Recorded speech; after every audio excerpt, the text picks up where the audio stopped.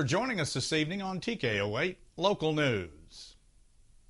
Harrison City officials are warning that there may be smoke in the air for the next couple of weeks as property along Gibson Road is being cleared for development.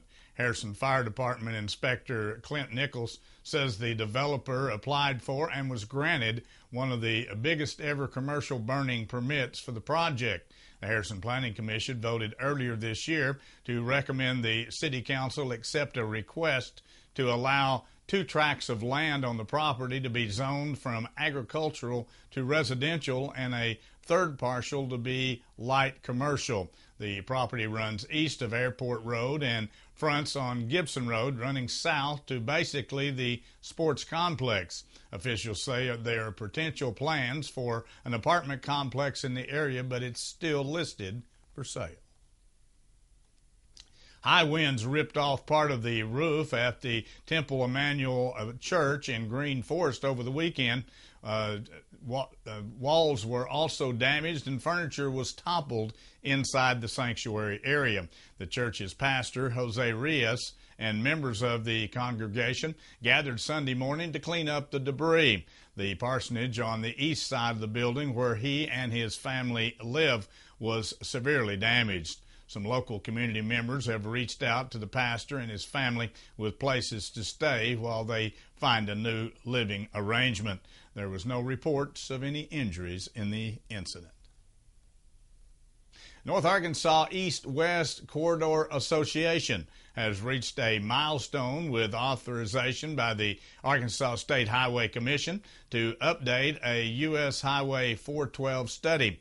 Gilbert Lorenzo, managing director of the Corridor Association, says the action by the Highway Commission means the Arkansas Department of Transportation will begin an analysis of what is necessary in funding and operations to continue improving Arkansas 412 throughout northern Arkansas. Lorenzo says the Corridor Association is a group of elected officials and civic leaders formed earlier this year to renew efforts for improvements to Highway 412 to spur economic development in those areas. Well, cooler winter-type weather approaching. The Izard County Sheriff's Department is conducting a coat drive. Izard County Sheriff Jack Yancey says new or slightly used and clean coats and jackets are being collected, as well as donations to purchase coats as needed. Coats, jackets, and donations may be brought to the Izard County Sheriff's Office located at 300 Circle Drive in Melbourne and at the Sheriff's Substation in Horseshoe Bend. Questions may be directed to the Izard County Sheriff's Office at 870-368-4203.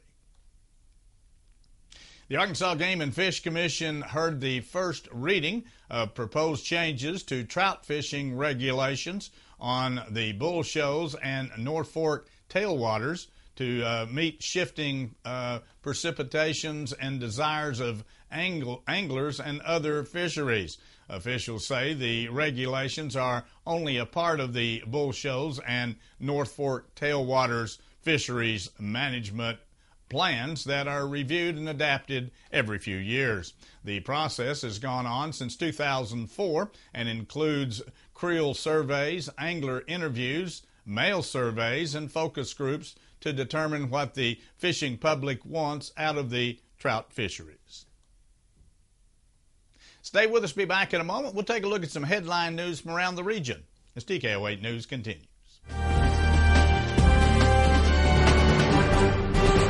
For October, Quality Feed Grains is offering a 200-pound tub of Roughage Buster supplement for only $96. And while you're there, check out the Boggs Boot Blowout. All Boggs 15% off while supplies last. Men's, women's, and children's sizes are available. They'll also have straw for $5 a bale, perfect for fall decorating and pet beds. Quality Feed Grains serving you with 2 locations, 4617 Highway 65 South and 311 East Prospect in Harrison. A hint of autumn is in the air, and the staff at Sisters Flower and Gift Shop invite you to stop in and browse their selection of new fall and holiday gift ideas. Check out their expanded line of baby and toddler clothes, sleepwear, toy items, and accessories. For you Razorback fans, Sisters has a good selection of mugs, trays, banners, and carry bags. For From fall and holiday floral arrangements, unique centerpieces, colorful wall decor, or exquisite serving pieces and accessories, Sisters has just the right item for any occasion. Sisters Flower and Gift Shop. We are so much more than flowers. Find nearest bakery. Showing nearby bakeries. Find party supply store near here. The 2018 Corolla, loaded with the latest tech and Toyota Safety Sense standard. I got it all. Where's my mom? She wasn't on the list. Right now, get $2,000 customer cash, or qualified buyers get 0% APR financing for 72 months on a stylish new 2017 Corolla. Toyota, let's go places.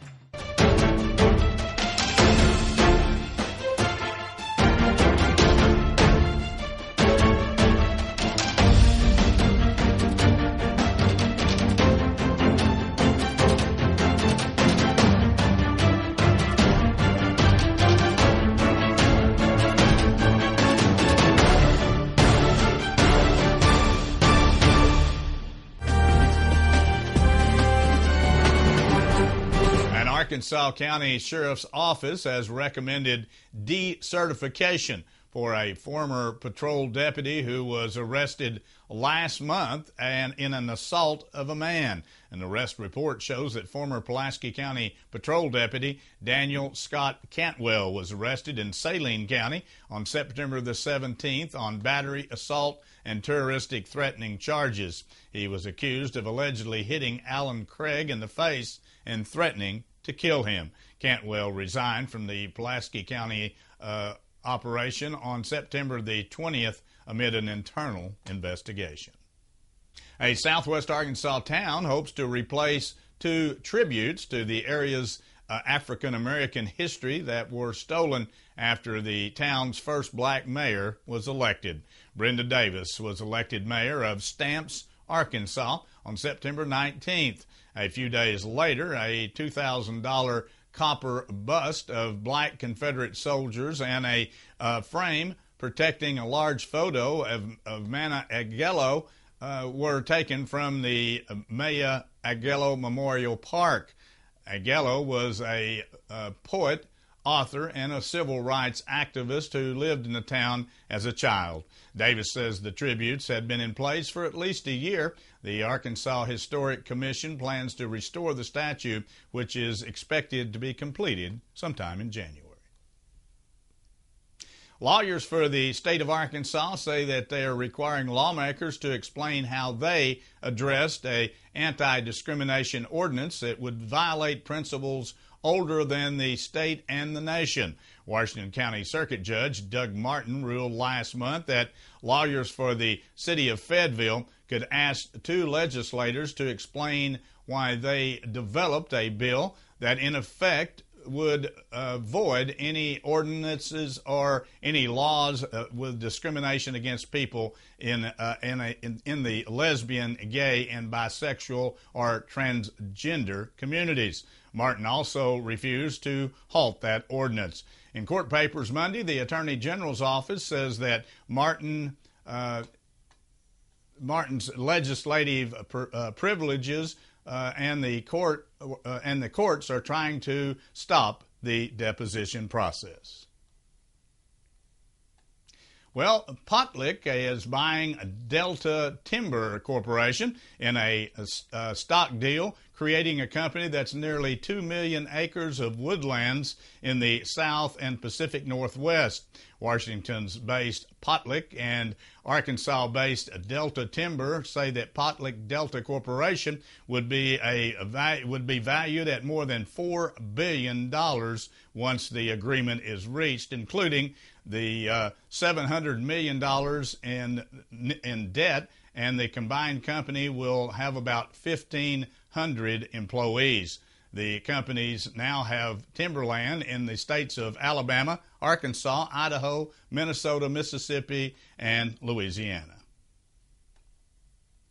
A committee examining whether a Truman woman can keep a pot-bellied pig as an emotional support animal says the city council should decide that issue. According to Matt Miller, he says that the pig named Gordy helps with his wife's health issues. A special committee has recommended that a swine and livestock ban remain in place, but that the council can decide either to waive it or not. The Miller household has had the pig for about 2 years now. Miller says that he cannot afford to move from Truman if the city council makes Gordy leave the house. Council members Debbie Cook says that Gordy's fate will likely come up at the city council's next meeting, November 14th. Before we take a look at this changing weather forecast as we move into the latter part of the work week, here's the way the stock market ended today.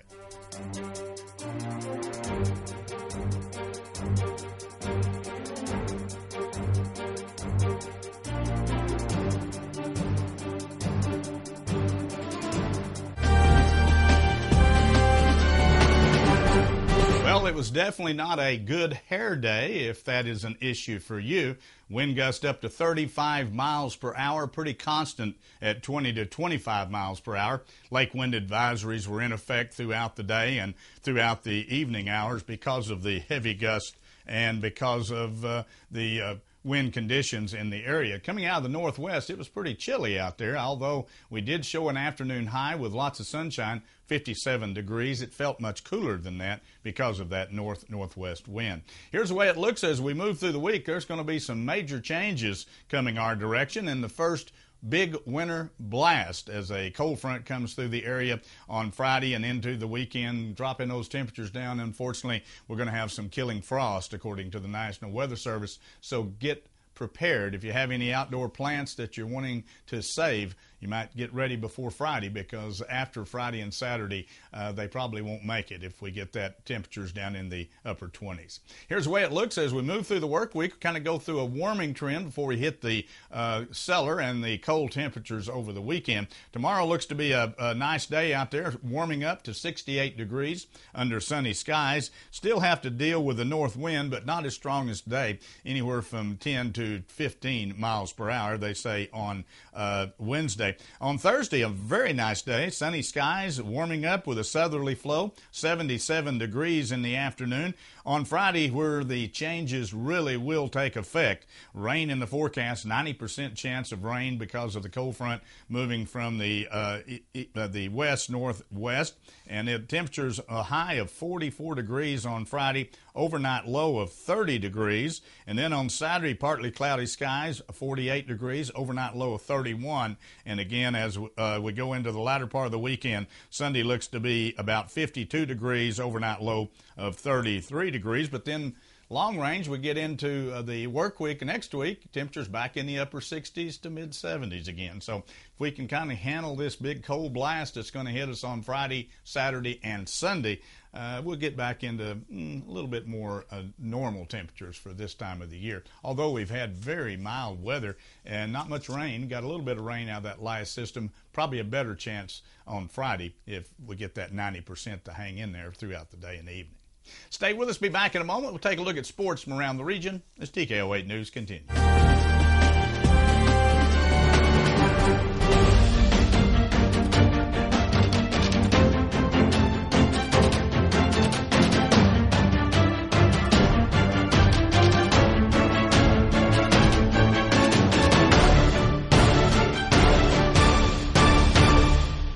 A hint of autumn is in the air, and the staff at Sisters Flower and Gift Shop invite you to stop in and browse their selection of new fall and holiday gift ideas.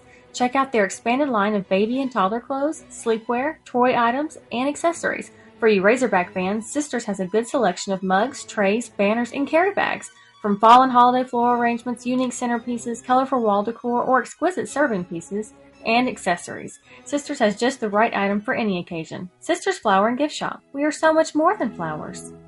Crystal clear mountain streams, river rapids, and rolling hills with endless valleys. The beauty of the Ozarks we often take for granted. At Magnus Toyota, we never underestimate the value of our customers. As a third-generation family-owned business, Magnus Toyota has been operating here in the Ozarks for over 50 years. When we make a new deal, we make a new friend. Stop in and visit us today and see why our customers say we're the best. Magnus Toyota, your hometown Toyota dealer on Highway 65 North in Harrison. Many things have changed over the years, and so has auto body repair. Even though Ozark Auto Body has been in business for over 30 years, they continue to change with the times.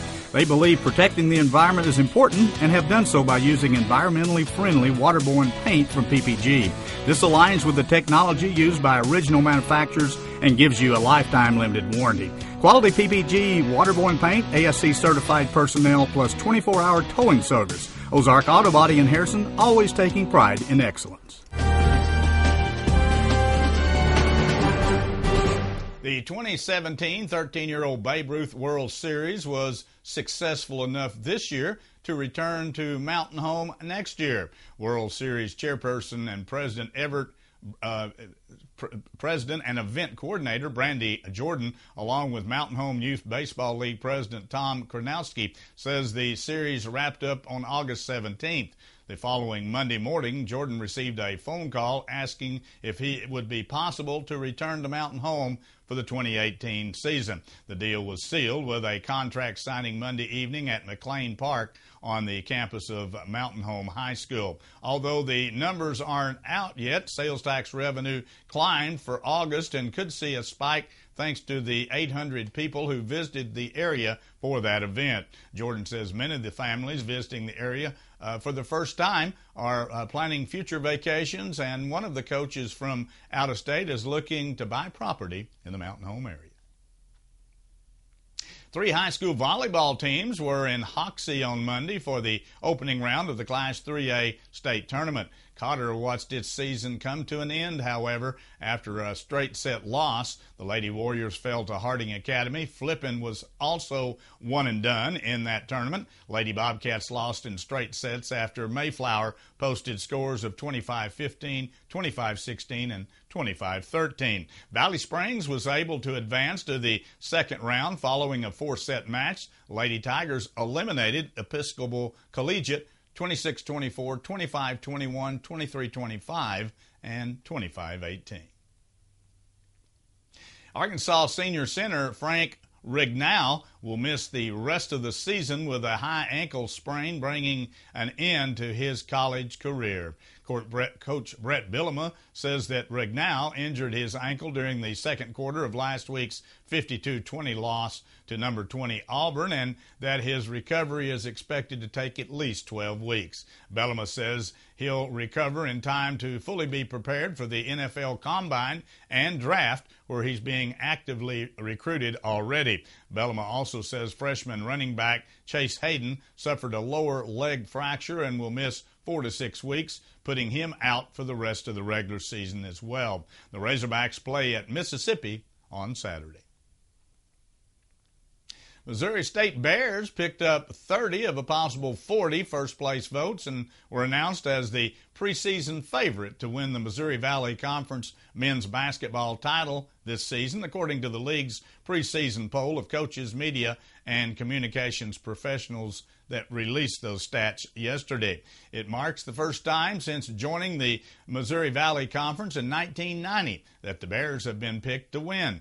The Valley title MSU senior forward Alis Johnson has also been named as the MVC preseason player of the year. Last week, Johnson was announced as one of the 20 nominees for the 2018 Karl Malone Power Forward of the Year award. Jose Quinda will return to his role as third base coach for the St. Louis Cardinals next season. Quinda stepped aside after 16 seasons as a St. Louis third base coach because of health problems prior to the 2016 season. The Cardinals finished third in the National League Central Division this year and missed the playoffs for the second straight year. That wraps up our broadcast here for this evening. Thanks for joining us. Join us Monday through Friday at 6:30 and again at 10 p.m. as we continue to bring you local news, weather, sports, and local announcements from around the area on Harrison's broadcast station, TKO Channel 8. Now stay tuned for more local events